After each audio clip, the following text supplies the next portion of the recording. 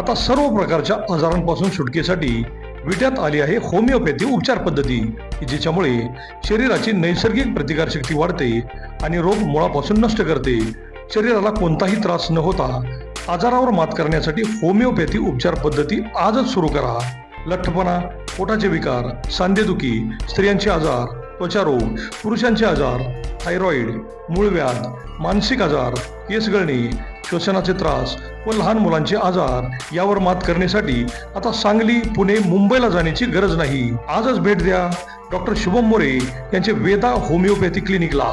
आमचा पत्ता doctor Shubham S More, जिवाळा बिल्डिंग, तळमजला, गाळा नंबर 1, खानापूर रोड, विटा, तालुका खानापूर, जिल्हा सांगली.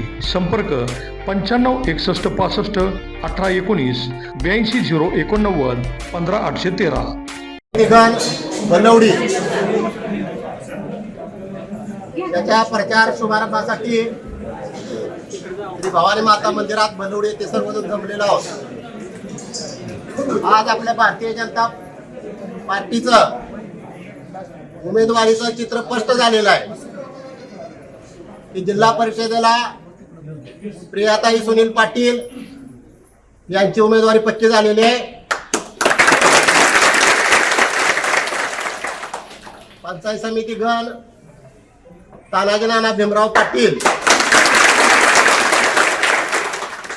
आणि करंजे जिल्हा परिषद गण शिवाजी धोंडराम माने अण्णासाहेब हे 3 उमेदवार आहेत आपले. भारतीय जनता पार्टीनं गल्लीपासून दिल्लीपर्यंत सत्ता आहे आपली आणि ही उमेदवार आपल्याला निवडून आणणं तुमच्या आमच्या सगळ्यांच्या आणि पक्षाच्या प्रतिष्ठेचा विषय आहे.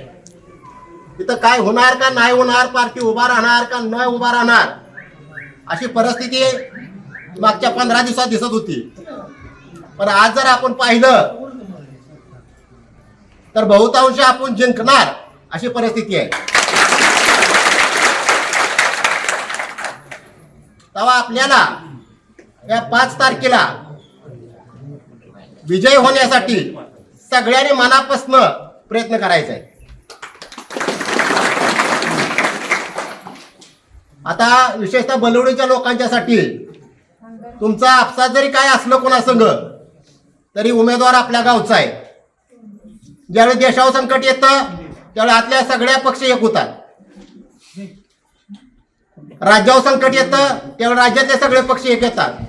जिल्ह्यावर येतं तेव्हा जिल्ह्यातले सगळे पक्ष एक होतात. तालुक्यावर आले की सगळे तालुक्यातली गाव एक होतात. तसं तुमच्या गावचा उमेदवार आहे.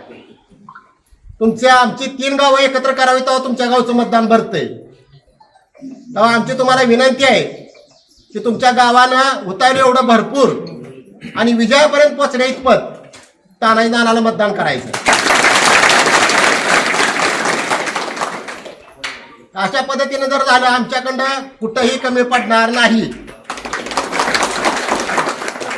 तिकडून आम्ही चांगलं येऊ, पण एखाद्या वाडीत कुठं काही इकडं तिकडं झालं तर तुमच्यातलं लीड कुठंही तुटत नाही. आजपर्यंतचा इतिहास आहे. तुमचं गाव ज्यावेळी खानापूर ह्याच्यात होतं, खानापूर पंचायत नव्हती त्यावेळी खानापूर आणि बलवडी धरलं की विजय व्हायचा. तसं आता तुमचं जिल्हा परिषदेसाठी जर विषय केला तर तुमचं आणि कर्जासारखी अशी गावं जर धरली तर निर्णायक गाव आहे ती.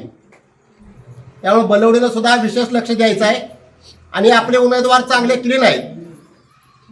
सुनील दादाने गेली 15 वर्ष मुळीची ग्रामपंचायत त्यांचा परिचय कोणाला आहे नसेल तर चांगल्या प्रकारे चालवलेला आहे. त्यांचं सामाजिक काम मोठं आहे आणि बलवडीच्या लोकांसाठी काय सांगायची गरज नाही. तानाजी नानाने गेली 15 ते 20 वर्ष झालं ग्रामपंचायत तुमच्या गावची चालवलेली आहे, चांगल्या प्रकारे सांभाळलेली आहे. गावाला विकासात्मक धोरण दिलेलं आहे, दिशा दिलेली आहे. त्यामुळे आपल्याला उमेदवार अगदी चांगले ताकदीचे लाभलेले. फक्त आपण सर्वांनी मनापासून काम करून त्यांना निवडून आणूया एवढं मी आवाहन करतो आणि थांबतो. जय हिंद, जय महाराष्ट्र. आणि बलवडी खानापूर पंचायत समिती गणाच्या प्रचार शुभारंभाच्या निमित्तानं आज इथे उपस्थित माननीय वैभवदादा पाटील व माननीय ब्रह्मानंद शेठ पडळकर तसेच आपल्या करंजे जिल्हा परिषद गटाचे उमेदवार सौ प्रियाताई पाटील व बलवडी खानापूर पंचायत समिती गणाचे उमेदवार तानाजी भीमराव पाटील यांचा प्रचाराचा शुभारंभ आपण करण्यासाठी व त्यांना विजयापर्यंत नेण्यासाठी आज आपण इथं आपली एक ठाम भूमिका घेऊन समाजापुढे जाण्यासाठी आणि विजय प्राप्त करण्यासाठी जमा झालेलो आहे किंवा आपण गोळा झालेलो आहे। पार्टीने आपण उमेदवार देत असताना भारतीय जनता पक्षातून तानाजी पाटलांसारखा अगदी ग्रामीणला काम केलेला माणूस, गावच्या ग्रामपंचायतीत उपसरपंच, सरपंच, पाणी पुरवठा योजनेवर काम केलेला माणूस, जलसंधारण कमिटीत काम केलेला माणूस आणि अनुभवी माणूस, अशा पद्धतीनं क्रायटेरिया लावून चांगला माणूस, जेणेकरून हा माणूस उद्या निवडून गेला तर पंचायत समितीमध्ये आपल्या माणसांच्या समस्या सोडवण्यासाठी उपयोगाला येईल। आणखीन जिल्हा परिषदेच्या ज्या उमेदवार आहेत त्यांच्या सुद्धा ग्रामपंचायतीमध्ये मोहीमध्ये त्यांनी गेली 10-15 वर्ष त्यांनी काम केलेलं आहे। त्यांच्या पार्टीच्या माध्यमातून फार चांगल्या पद्धतीनं काम करणे आणि त्या काम करण्याच्या पद्धतीला समाजकारणाची दिशा देणे याच्यासाठी सुनीलदादा खासदार यांचा नावलौकिक आहे। त्या सुद्धा उमेदवार पार्टीनं चांगल्या पद्धतीने आपण आता वातावरण तयार केलेलं आहे।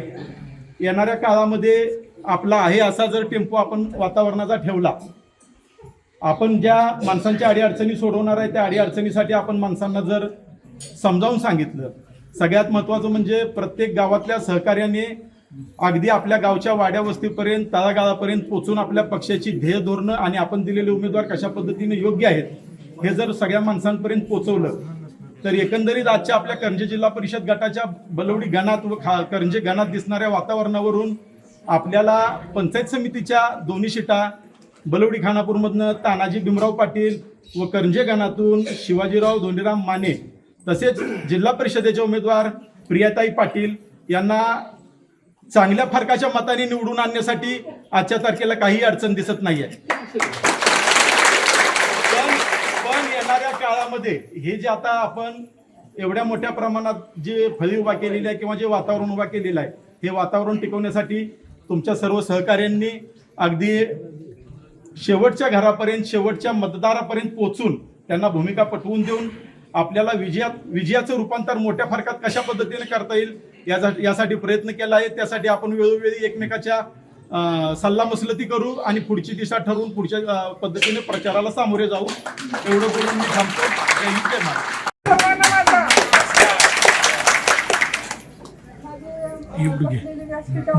आणि समोर बसलेल्या माझ्या माता आणि बंधू भगिनींनो, आज आपण करंजे जिल्हा परिषद गट निवडणुकी संदर्भात येथे आलो। तर जिल्हा परिषद आणि पंचायत समिती या दोन निवडणुकी संदर्भात येथे एकत्र आलो। तर आम्हाला भारतीय जनता पार्टीकडून करंजे जिल्हा परिषद गटातून उमेदवारी दिली आहे। त्याच्यामुळे आम्हाला आमचं चिन्ह कमळ आहे आणि आम्हाला बहुमताने विजयी करणे। प्रचार सभेसाठी आपले नेते माननीय ब्रह्मानंद पडळकर साहेब, वैभव दादा आणि तसेच या तालुक्याचे अध्यक्ष दाजी पवार साहेब, सचिन भैया पिंटुजे आणि सर्व आपल्या 11 गावातील सर्व सरपंच, माजी सरपंच, सरपंच, प्रमुख पार्टीचे कार्यकर्ते आपण या प्रचारासाठी आणि आमच्या गावातील सर्व ग्रामस्थ, इतरही गावातील सर्व 11 गावातील ग्रामस्थ आपण या प्रचार सभेसाठी आला। शुभारंभ आज आपला प्रचार सभेचा करायचा आहे, त्याच्यासाठी आला तर ते मी प्रथम तुमचं स्वागत करतो।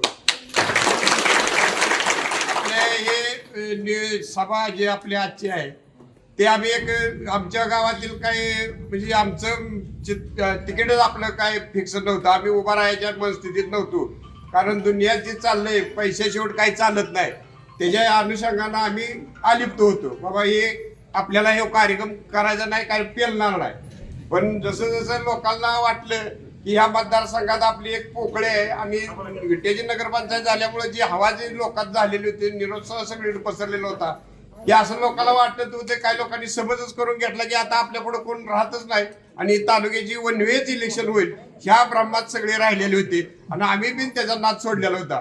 पण ह्या 11 गावातील प्रमुख नेत्यांनी की मला रिक्वेस्ट केली, काय आमचे पार्टी जे लोक आहेत त्यांनी रिक्वेस्ट केली, बाबा तुम्ही काम करताय त्या पक्षाचं तुम्ही करतायत, पण आम्हाला आता तुमची खरी गरज आहे. तुम्ही जी गावात विकास काम केलंय, जलसंधारण कामं केली, ती गावातला एक खडा ना खडा तुम्हाला ग्रामीण भागात काय सोयीसुविधा उपलब्ध करून द्यायची असते त्या, ह्याचा अनुभव तुम्हाला आहे. तर तुमची उमेदवारी पाहिजे म्हणून मला त्यांनी मागून घेतलेला उमेदवार आहे. आणि त्या अनुषंगाने मी परत निर्णय केला की बाबा लोकांच्या अडीअडचणी जर सोडवायच्या असतील तर आपल्याला कुठेतरी बेस पाहिजे. आम्ही जिथं काम करत होतो तिथं बऱ्याच प्रकारे अडचण होत होती, नेत्याकडे खच्चीकरण होत होतं. काही ठराविक लोकांचं असं म्हणणं होतं की तुम्ही मदत दुसरीकडे करा, ते आम्हाला मान्य नव्हतं की बाबा आम्ही काम केलं तर इमानदारीने करणार. एक आज एक बाहेर एक असलं आमच्याकडे चालत आहे. बोललं तर तोंडावर स्पष्ट बोलायचं आणि काम करून घ्यायचं. विकास काम करताना मला ज्या पहिल्या अडचणी येत होत्या, सत्तेचा बऱ्याचही होत होता, पण मी ज्या वेळेला सरपंच आपली बॉडी आमच्याकडे असायची, मी कसल्याही सत्तेचा कधीच विचार केला नाही. गावातली एक सत्ता असली की आपल्याकडे भास होते. पूर्ण राज्याचं तुम्हाला त्याचा निधी कसा आणायचा ही खिचून आणायची मला माहित आहे. कारण मी पडळकर साहेबांसंग काम केलेलं आहे, म्हणजे वैभवदादा संघ काम केलेलं आहे. त्यांच्या ज्या वेळेला त्यांच्याकडनं लागल ते मी निधी मागत होतो. आणि आपलं जलसंधारणाचं काम महाराष्ट्रामध्ये मला वाटते 27,000 हेक्टर आपलं एक नंबरचं गाव पाणी फाउंडेशनला होतं. 27,000 हेक्टर हे क्षेत्र आमच्याच गावाला ज्यादा होतं.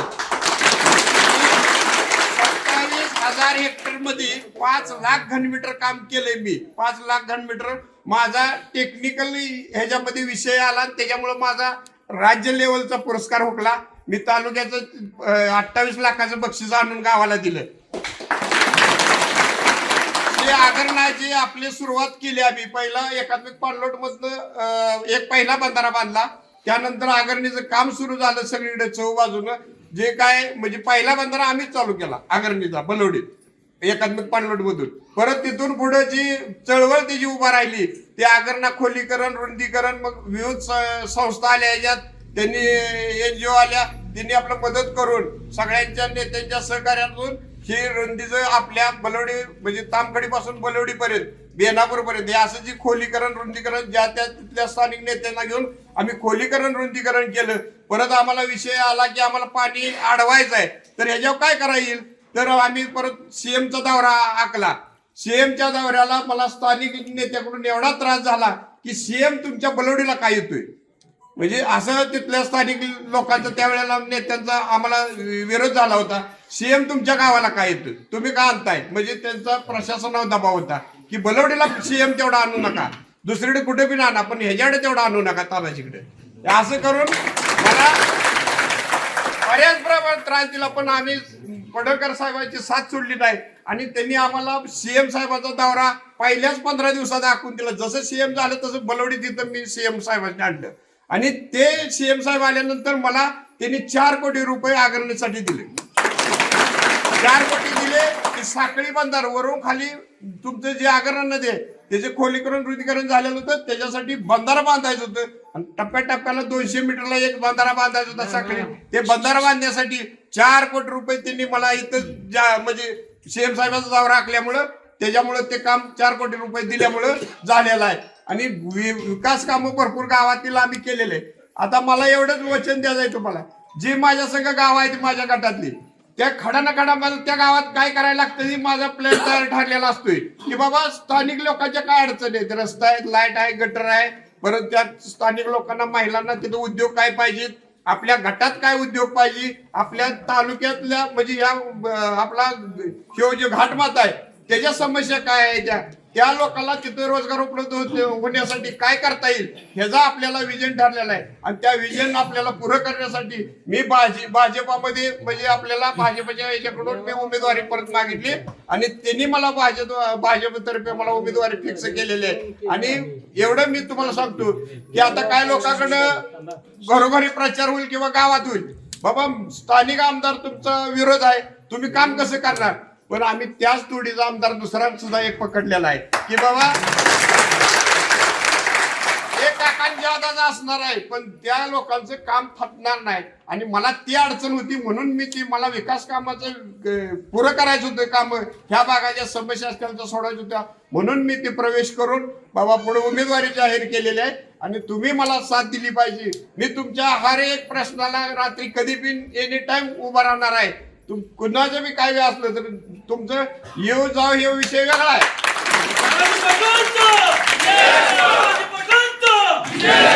जिंकणं हारणं आपला उद्देश नाही, पण आपल्याला काम करायची ही करायची. आणि ही आपल्याला पडळकर साहेबांच्या माध्यमातून, वैभवदादाच्या माध्यमातून ही 100% काम होणार आहे, आम्हाला खात्री आहे.